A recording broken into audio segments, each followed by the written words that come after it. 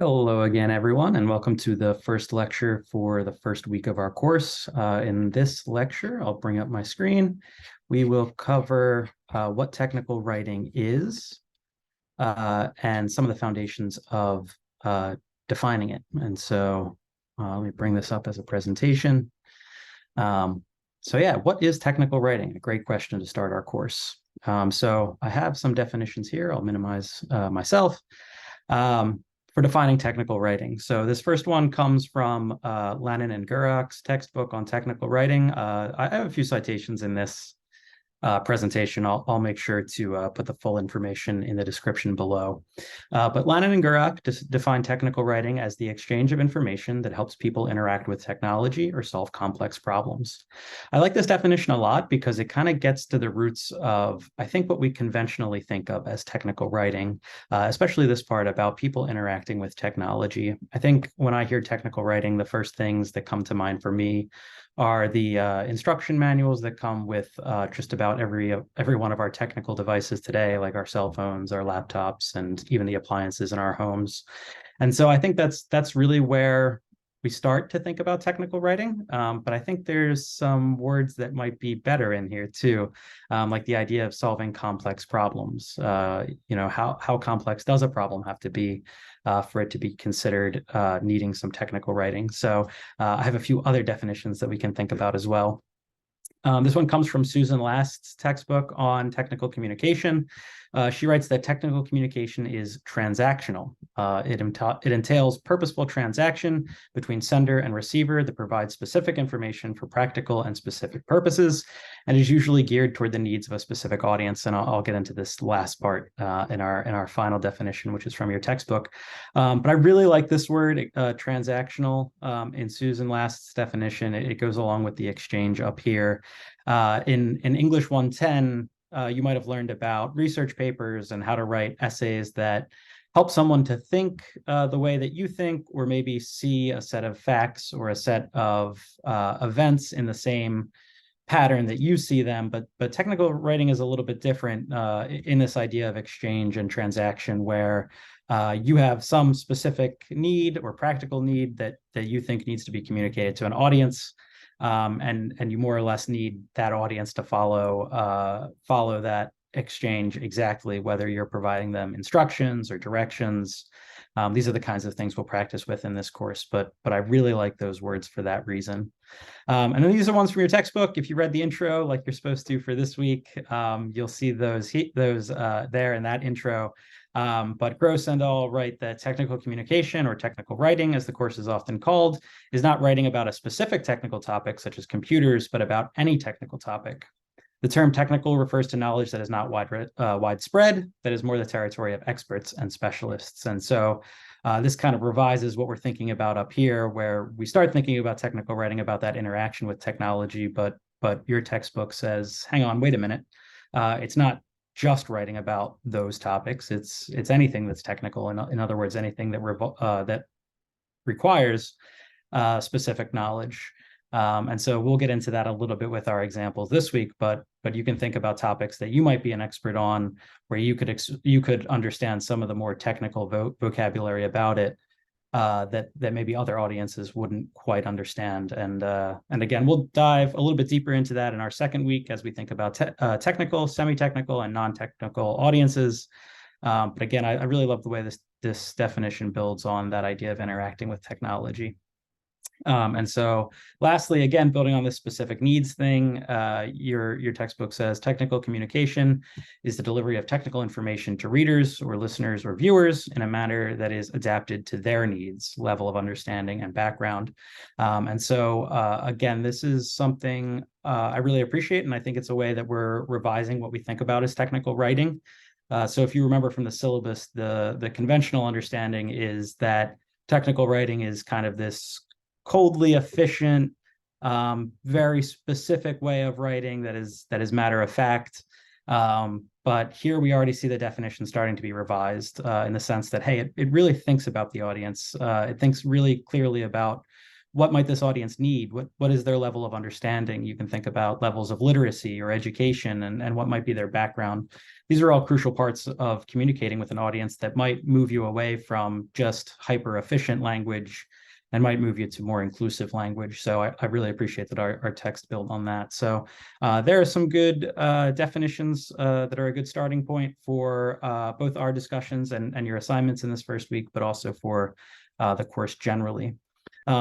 If you want a little bit of historical background, if I can change my slide, we can think about where did technical writing come from.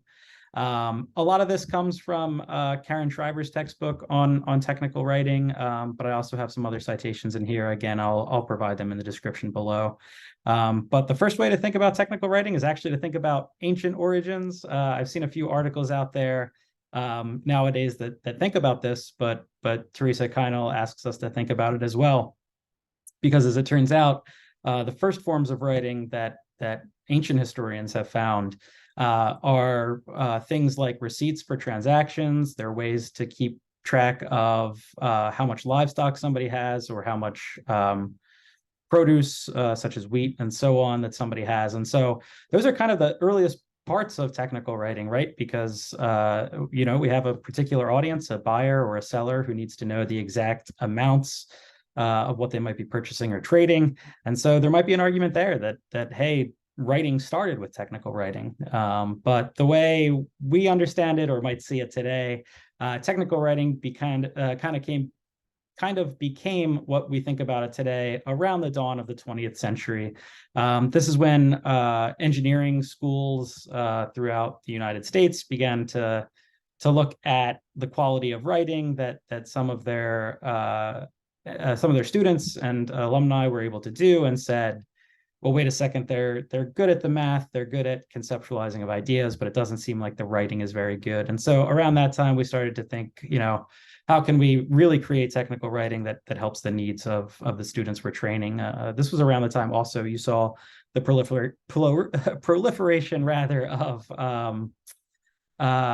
English composition programs throughout the country as well. So really these programs designed to help engineers, mathematicians be able to really clearly explain these complex ideas and strategies they're working with. From there, we call the brass age of technical writing the 1940s and the 1950s. It started as a profession for explaining weapons to soldiers in that time period around the Second World War. So around this time, we start to think of technical writer as a job description. And if you think about the mass amount of people who had to enlist in the Army around this time, you can understand why there needed to be really direct ways of informing them how to use the different kinds of equipment they're going to be interacting with. And that gets back to the very first definition from the last page as well, just the idea of having a technology and needing to communicate how it works. From there, we can think about the Beige Age, which is the period of the Cold War, which we can think about from the late 40s through the 90s or so, where we had to introduce a lot of humans to a lot of different kinds of technologies. You think about the types of technologies that became popular in households and how all that technology might need an instruction manual for people to pick up the uses of. So we call that the Beige Age. And then there's the Glass Age, which is right around when the internet started to take off. Again, we can think about the 90s through the early 2000s.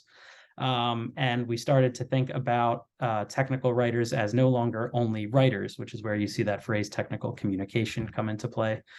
Kirk St. Amant described this as incommensurability, which really means there's no consistent measure to say what is technical writing and what is not technical writing. And so as people started to create blogs or infographics online, these aren't always just text. Sometimes they're pictures, sometimes they're videos, and that becomes its own kind of technical communication in and of itself.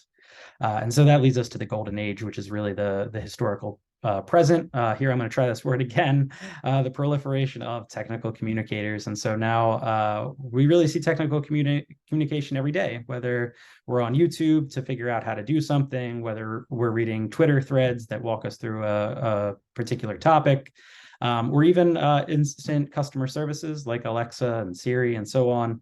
Someone has to be in the background writing the content and writing what they're going to say. And so, again, we call this the golden age because now technical communicators surround us every day. There are three purposes of technical writing that really come up across the textbooks that you'll see in the field. Those three purposes are informing, instructing, and persuading. When you're thinking about informing an audience, you're thinking about anticipating or answering what might be the audience's questions. And so I'll give some examples of these in the next video, but you can think about an About Me section of a syllabus or an About Me page online. Someone has to think, what will the audience who visits this site need to know about me? And how can you constrain that definition to their needs and what might be their questions? Or just more specifically, more directly perhaps, a frequently asked question page on a website. A writer has to go in and think, okay, what questions might people have and anticipate those questions and write out answers. Technical writing can be instructional. In other words, it can enable your reader to perform a task. If you've ever driven up to a gas pump, there are a ton of instructions that kind of surround you everywhere, whether it's on the screen itself or usually there's a posted announcement if you need help because your needs are covered under the American with Disabilities Act. And so you'll see instructions just about everywhere. And again, at the end of the day, somebody had to type up those instructions or prompt that screen to give you particular directions at particular times. Also instructional might be the syllabus. I'm going to ask you to think about this in your discussions and in your assignment for next week. But yeah, is the syllabus a piece of technical writing? Does it instruct the students on how to perform the task of passing the course? This is something for you to think about. And then lastly, it can persuade or motivate readers. You can think about join our team pages. If you've ever been to Indeed or LinkedIn, usually before a job description, there's a lengthy description of why this company is a good place to work and why you might join a particular team. And so with a lot of lessons in writing, it's usually not just one of these things in each piece of technical writing. Usually you'll see elements of each. And so in your discussions, I'll ask you to think about this, to think about the dominant aim of a text. Is it predominantly to instruct with a little bit of persuasion, or primarily to inform with a little bit of instruction? And sort of at the root of that question is what is the reader's aim and purpose and reception in each piece of writing? So that's my introduction to technical writing. Again, I'll ask you to do a little bit more reflecting in the discussions and assignments. And yes, look out for the next video, which will cover everyday technical writing. So I'll go a little bit into those examples of technical writing that surround us every day. Thanks.